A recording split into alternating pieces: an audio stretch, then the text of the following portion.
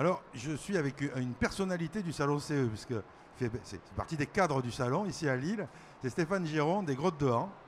Alors, les Grottes de Han, c'est un domaine extraordinaire. Alors, bonjour Stéphane. Bonjour, donc effectivement, domaine des Grottes de Han, on est voisins, hein, puisqu'on n'est pas très loin de la frontière française. On est à une trentaine de kilomètres de la petite ville de Givet, qui est la première ville française dans les Ardennes françaises. Par rapport à nos amis lillois, on est à peu près à 2 heures de route de chez eux. Et on vous propose de passer une journée complète en pleine nature, avec au total 4 attractions qui vont vous occuper de 10h à 17h à peu près. La visite évidemment de la Grotte de Han, la visite du parc animalier, 250 hectares, 650 animaux en semi-liberté. Et puis nous avons également 2 musées, un musée préhistoire avec les vestiges archéologiques retrouvés dans la Grotte de Han et un musée 1900 où là on explique un petit peu à nos visiteurs comment se passait la vie dans notre village autrefois, les anciens métiers, les anciens outils. Donc une journée en pleine nature, une journée très famille avec 2 grands restaurants, avec une plaine de jeux, donc de quoi s'amuser une journée entière. Alors, An-sur-Lez, c'est un très joli village. Et pour nous, pour y avoir ces journées, pour nous Français, on croise les gens dans la rue, ils vous disent bonjour. Effectivement, c'est un petit village, hein. Il y a à peu près 1500 habitants à An-sur-Lez. Donc à la différence d'un parc d'attractions où vous êtes enfermé, repris dans une enceinte, chez nous, bien, les attractions font partie intégrante du village. Vous n'êtes pas enfermé dans un parc tel qu'on peut le connaître, comme un parc d'attractions classique, et vous vous baladez dans les rues du village, hein. C'est un village avec de vieilles maisons typiques en pierre, petit village ardennais, hein. Avec des très bons restaurants, des petits restaurants très très bons. Alors, pour visiter les Grottes de Han, on prend le petit train. Tout à fait, puisque l'entrée de la grotte n'est pas dans le village, elle est à 4 km en pleine forêt, et on a un petit train centenaire qui amène depuis bien longtemps nos visiteurs jusqu'à l'entrée de la grotte.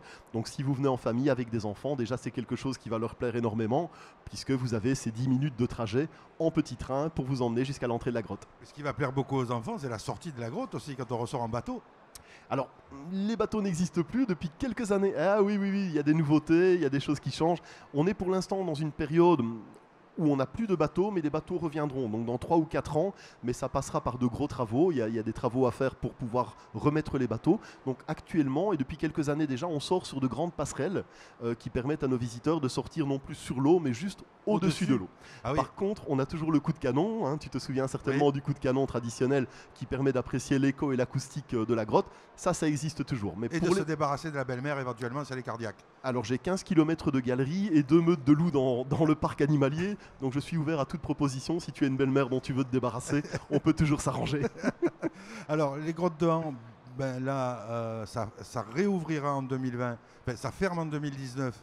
Tout à fait, donc on a une période de fermeture hivernale, d'une part parce que il y a une raison économique, on n'a plus suffisamment de visiteurs en hiver que pour rester ouvert, et d'autre part il y a une raison tout à fait naturelle aussi, c'est que dans la Grotte de Han coule une rivière, la Lesse, et cette rivière souterraine suit évidemment la météo extérieure.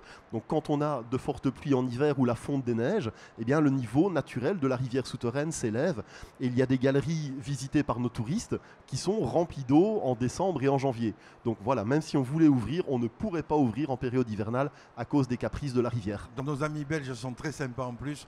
Il faut vite y aller à An-sur-Lez et puis on y retourne. De toute façon, quand on y est allé une fois, on y retourne. Oui, peut-être que dans la grotte, ma foi, une fois qu'on a vu la grotte, ça ne change pas systématiquement. Par contre, le parc animalier, il y a vraiment une saisonnalité. On peut voir le parc plusieurs fois par an, on le verra changer.